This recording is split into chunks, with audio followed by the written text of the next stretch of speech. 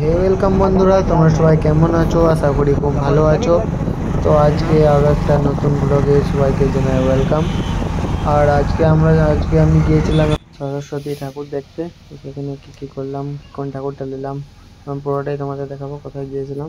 তো তোমরা দেখতে থাকো ব্লগটা, ভালো লাগলে লাইক সাবস্ক্রাইব করে দিও। চলো দেখা শুরু। আর এই যে ঠাকুরগুলো দেখে নাও, কতটা সুন্দর করেছে ঠাকুরগুলো। এগুলো একটু বড় ঠাকুর, আর এখানে অনেক রকমের ঠাকুর আছে। চলো তোমাদেরকে আরও দেখাই ঠাকুরগুলো। ওই এইখানে দুটো রয়েছে, হেভি করেছে, দেখো কত সুন্দর করেছে এগুলো।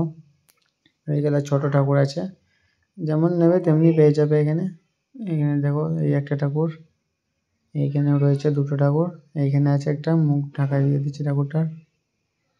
এখানে দেখো প্রচুর ঠাকুর ছিল, অনেক ঠাকুর বেরিয়ে গেছে। আমরা রাতে দেখতে এসেছি, তার জন্য সকালে অনেক বেরিয়ে গেছে ঠাকুর। তো যেগুলো রয়েছে দেখিয়ে দিই তোমাদেরকে। দেখো এই ঠাকুরগুলো কত সুন্দর করেছে। এই ঠাকুরটা আমরা নিলাম, এই মিডিলেরটা আমাদের গ্রামে যাবে। এটা এটা এটা আমাদের লক্ষ্মী মন্দির লেখা আছে, এটা এই সূর্যমুখী ফুল রয়েছে, এটা আমাদের ক্লাবের ঠাকুর।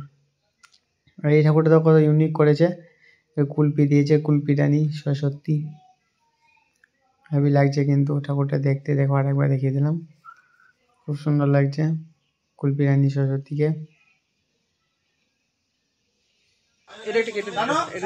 আর এইটা আমাদের বন্ধু ঠাকুর করেছে, ওই জন্য এই বন্ধু ঠাকুরটা নিয়ে নিচ্ছি। এই যে ঠাকুরটা দেখো, সবাই নিয়ে তুলছে ঠাকুরটা, এবার গাড়িতে চাপাবে সবাই। এই ঠাকুরটা অনেক বড় হয়েছে, খুব সুন্দর লাগছে এই ঠাকুরটাও। চলো দেখাই তোমাদের পুরো ভিডিওটা।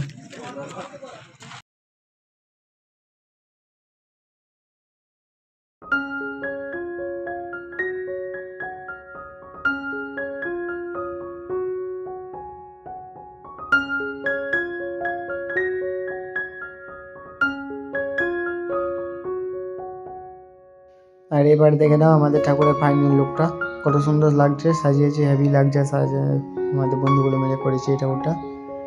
প্যান্ডেলটা খুব সুন্দর লাগছে দেখো।